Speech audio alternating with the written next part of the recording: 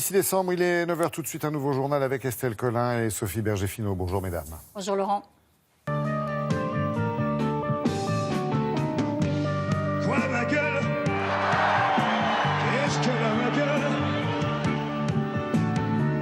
Quelque chose qui ne va pas. Elle ne te revient pas. Oh je sais que tu n'as rien dit. Bonjour à tous. J'écris ces mots sans y croire et pourtant c'est bien cela. Mon homme n'est plus. Ce sont les mots de Laetitia Hallyday.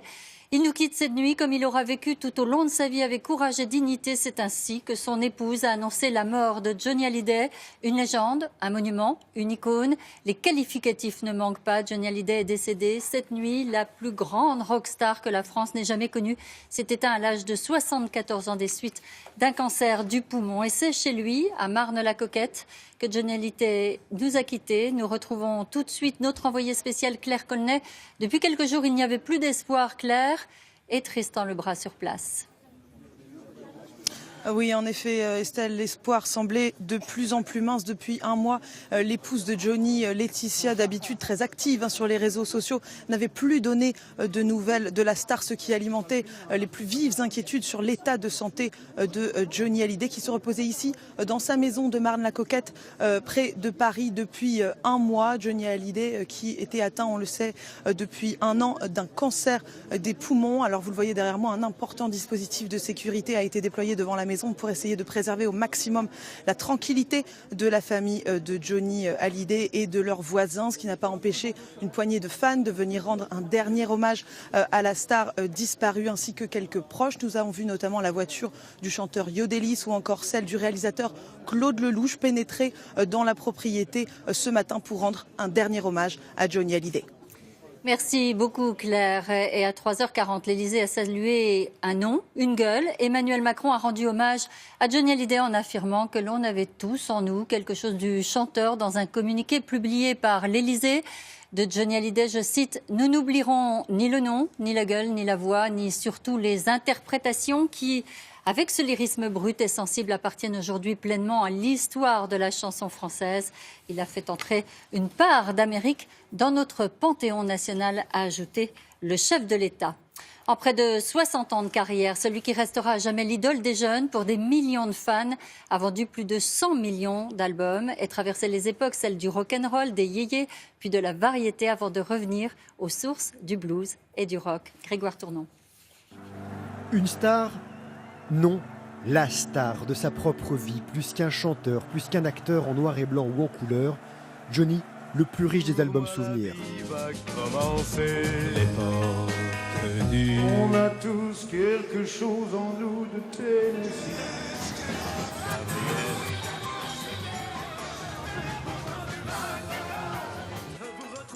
Le jeune homme à la moto débarque à la télé en 1960 et Lynn Renaud présente un inconnu. Eh bien, Johnny Hallyday, venez. Il a 16 ans, je crois. 17. Vous voyez, ça change tout. Ses premières scènes à Paris, ses premières grandes tournées en province, il devient une icône. À peine 20 ans, il est sur la route de la célébrité. Soutenu par le magazine Salut les copains, il devient le roi du rock'n'roll. À défaut de pénitencier, le service militaire. Une caserne en Allemagne et l'armée en profite pour faire un film de propagande. 1965, le mariage le plus glamour avec une autre star, Sylvie Vartan. Les amoureux se séparent. La vie de Johnny fait partie de la vie des Français. Il rencontre, chante, joue avec Nathalie Baye. Il épouse, divorce, épouse à nouveau Adeline. Se marie ensuite avec Laetitia. Les femmes, les enfants, David avec Sylvie, Laura avec Nathalie, puis Laetitia et Johnny adoptent Jade et Joy.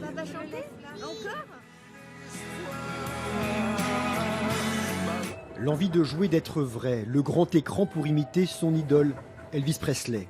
Personnage de ciné, héros de romans noirs, arriéré d'impôts, conflit avec sa maison de disques, accusé puis innocenté dans une affaire de viol. Il demande aussi la nationalité belge. Johnny se défend d'être un héros, mais c'est une bête de scène. 2000, 2003, 2006, des tournées à 1 million de fans.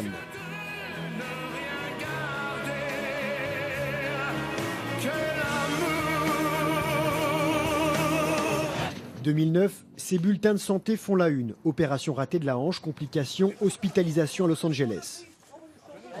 Il se relève et enchaîne les albums. Le temps qui passe, le bon vieux rock'n'roll revient et les copains d'avant sont là. Dutronc, Mitchell, les vieilles canailles, amitié et partage sur scène. L'état de santé fait l'objet de toutes les attentions. En juin dernier, Johnny annonce qu'il souffre d'un cancer. Le combat contre la maladie, il le mène sur scène, soutenu par ses proches et sa famille de fans. Selon Johnny, enfant solitaire, devenu idole, tout simplement.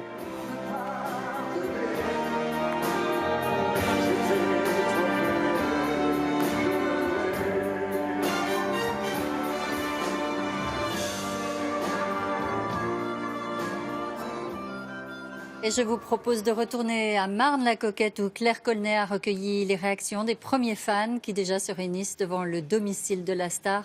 Claire, vous êtes devant la résidence donc de Johnny Hallyday. Ok, 30 secondes. Claire, vous m'entendez ? On va tout de suite passer à des témoignages de fans qui ont parlé de Johnny Hallyday, bien évidemment, ce matin à Marne-la-Coquette. Les fêtes, elles sont foutues, là. Pourtant, je suis pas un fan énorme, mais c'est une tristesse, une grande tristesse. Je me suis toujours posé la question de ce que ça allait me faire, et mine de rien, il y a quelque chose en moi qui est parti, des souvenirs d'enfance. C'est la mort d'une idole, quoi. Cette fois-ci, le duplex est bon. Je vous propose de retrouver Claire Colnet à Marne-la-Coquette. On va venir tout de suite. Dès 6 h ce matin, devant la voie privée qui mène au domicile de la star, se déploient les cars de CRS. Les policiers filtrent les entrées, les premiers curieux arrivent. Ce matin, je suis venue en footing exprès pour voir ici.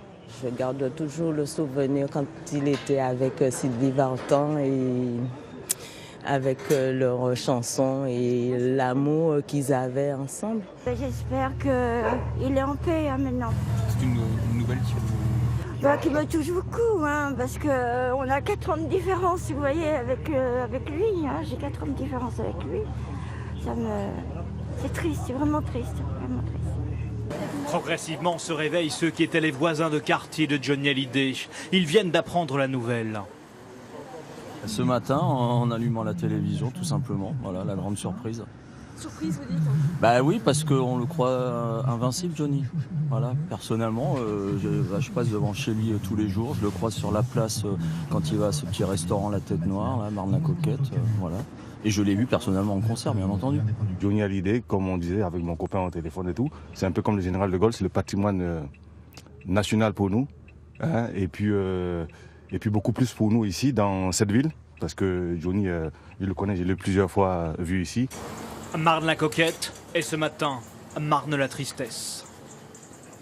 Et puis vous voyez sur cette image, c'était la dernière apparition de Johnny Hallyday en public avec Laetitia. Il assistait aux obsèques de Mireille d'Arc. C'était le 1er septembre dernier. Je vous propose de revenir sur les problèmes de santé de Johnny Hallyday tout au cours de sa vie. Un sujet signé David Lefort. Oui, pas très fatigué, mais je me sentais pas très bien. Et juste avant de rentrer sur scène, j'avais un peu mal à la tête. Johnny n'a jamais compté son énergie, il enchaîne les tournées, les shows télé, les concerts. En 1966, première alerte, il est pris d'un malaise sur scène. Quelques mois plus tard, les excès et le surmenage vont le conduire à une tentative de suicide. Un épisode dont il tire Noir c'est noir, une de ses plus belles chansons.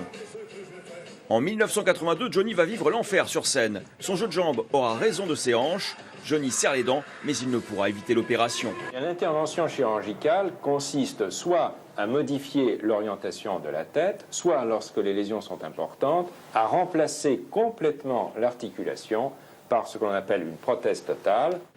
Une intervention qui ne suffira pas. Ce n'est qu'en 1985 que l'idole des jeunes retrouvera toute sa mobilité. c'est pas grave, c'est moins dramatique que le cancer pour certaines personnes, que d'autres maladies bien plus graves. Je considère que je suis en bonne santé, j'ai la peau dure. La peau dure, mais Johnny prend des coups, ne se ménage pas. En pleine tournée au Zénith en 1985, il est de nouveau victime d'un malaise. J'ai absolument pas l'intention d'arrêter, j'ai l'intention de recommencer. Vous savez, un vieux rocker, c'est jamais fini. Hein. Plus récemment, en 2009, la rumeur enfle. Johnny aurait un cancer, il aurait subi une opération du côlon. L'entourage dément, puis confirme la nouvelle. Ses fans ne peuvent y croire. Non, il peut pas.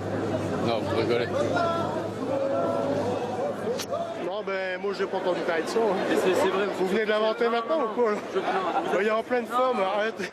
En novembre, la même année, image choc. Johnny arrive à l'aéroport de Los Angeles en fauteuil roulant après une intervention à Paris pour une hernie discale. Il lui reste un mois de convalescence avant de remonter sur scène début janvier. Mais à la mi-décembre, il est admis à la clinique des stars de Los Angeles pour une infection grave. Il sera placé en coma artificiel, à nouveau opéré. Après cet épisode, Johnny dit vouloir prendre du temps avec les siens. On sait pas que je suis fatigué, c'est que j'ai envie de vivre un petit peu, ma vie. Je suis parti sur les routes, j'avais 6 ans. Donc j'ai envie de vivre une vie un peu plus normale, j'ai envie de voir mes enfants grandir, j'ai envie de faire du cinéma, j'ai envie de faire des choses que je n'ai pas encore faites totalement comme j'avais envie de les faire. Et puis j'ai envie surtout de vivre un peu pour moi. En mars, Johnny révélait qu'il était atteint d'un cancer. Il avait tenu à participer à une dernière tournée. Récemment, sa santé s'était dégradée. Hospitalisé le 13 novembre à Paris suite à une détresse respiratoire, Johnny était rentré chez lui 5 jours plus tard pour retrouver ses proches. Et bien sûr, les réactions affluent depuis ce matin. Nous avons joint ce matin par téléphone le chanteur Hugo Frey, une amitié qui avait commencé autour d'une corde de guitare cassée dans les années 60. Je vous propose de l'écouter. Il avait occupé une place très importante dans ce qu'on appelle le show business, qui est quelque chose que, je sais pas, un gros mot, c'est un mot respectable. C'est un métier, il faisait très très bien son métier. Pour lui, c'était 200% sa vie. Donc, il occupait une place très importante avec une voix formidable, une santé, une énergie incroyable. Mais il y avait beaucoup de talent. Avalanche de réactions, dont celle des personnalités recueillies en France comme à l'international. Le monde entier est ému, à l'image de Céline Dion ou encore Patrick Bruel. Julie Poirier. Depuis l'annonce du décès de l'idole des jeunes, les réactions se multiplient sur Twitter. La chanteuse québécoise Céline Dion salue un géant du show business et une véritable légende. Tellement triste, écrit Patrick Bruel, 2 simples mots pour exprimer toute sa tristesse. Avec toi, ce sont nos jours qui s'envolent. Retiens la nuit, tweet de son côté Jean-Louis Aubert.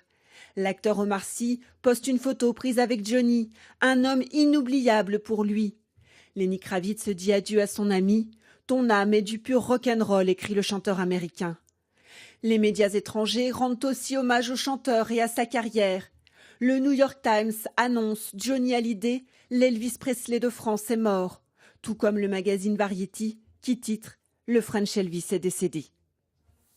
L'idole des jeunes, mais aussi l'idole des politiques, Johnny Hallyday n'a jamais hésité à afficher son amitié en soutenant à de multiples reprises des hommes tels que Valéry Giscard d'Estaing, Jacques Chirac ou encore plus récemment Nicolas Sarkozy. Alexandre Cara.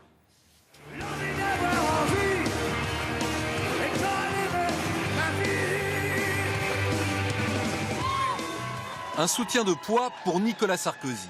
Jamais Johnny Hallyday n'avait été aussi présent dans une campagne politique. Aussi, ce soir du 6 mai 2007, il ne cache pas sa joie.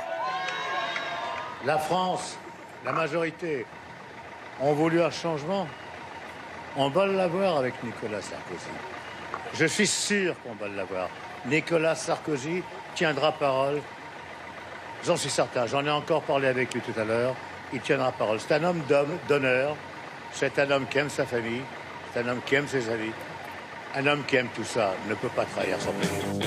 Un engagement de toujours à droite. Déjà en 1974, il soutient Giscard. Il est entré sur la scène de ma vie. Ce rêve en nous avec ses mots à lui. En 1988, c'est aux côtés de Jacques Chirac qu'il s'engage. Dans un style, il est vrai, un peu lyrique. J'aimerais dédier cette chanson à Jacques Chirac. Nous avons tous en nous quelque chose de Jacques Chirac. Je vous propose qu'on aille jusqu'à... Avec Jacques Chirac, plus qu'un engagement, c'est une amitié qui ne se dément pas. De l'hôtel de ville jusqu'à l'Élysée, jusqu'à la Légion d'honneur. Jean-Philippe Smet, dit Johnny Hallyday. Mon cher Johnny, pour moi un grand privilège de te voir avec une cravate. Sa musique, elle, n'est ni de droite ni de gauche. À la fête de l'humanité aussi, Johnny Hallyday vole la vedette aux politiques. Johnny Hallyday, vous allez la voir. Et je vais l'écouter avec vous. Mais vous l'aurez d'autant plus vite que j'aurai terminé mon discours. Je suis né dans la rue. Je suis né dans la rue. Lors des élections régionales de 1992, il fera même une brève apparition dans un meeting de Bernard Tapie. 4 ans plus tard, c'est une nouvelle amitié qui naît. Consentez-vous à prendre pour épouse Mademoiselle Laetitia Marie-Christine Baudou, ici présente. Oui. Avec Nicolas Sarkozy, maire de Neuilly, mais aussi fan de Johnny. Je veux partager autre chose que l'amour dans ton lit. Et entendre la vie. Et ne plus m'essouffler sous tes cris. Je pense que ma prestation peut s'arrêter là. Laetitia et Johnny Hallyday. Alors, c'est sans surprise que lors de la campagne de 2007, aux côtés de Laetitia, il ne ménage pas son soutien au candidat Sarkozy. Cette année-là, Johnny aurait sans doute voulu chanter « On a tous en nous quelque chose » de Sarkozy. Cette édition spéciale continue avec vous, Laurent. Johnny Hallyday, c'était la bande originale de nos vies et toute la musique que l'on aime. Toute l'équipe de la rédaction se mobilise. Édition spéciale en compagnie de Julien Bugier de 9h25 à 14h. Et on se quitte en musique. Existe encore quand on a fait l'amour.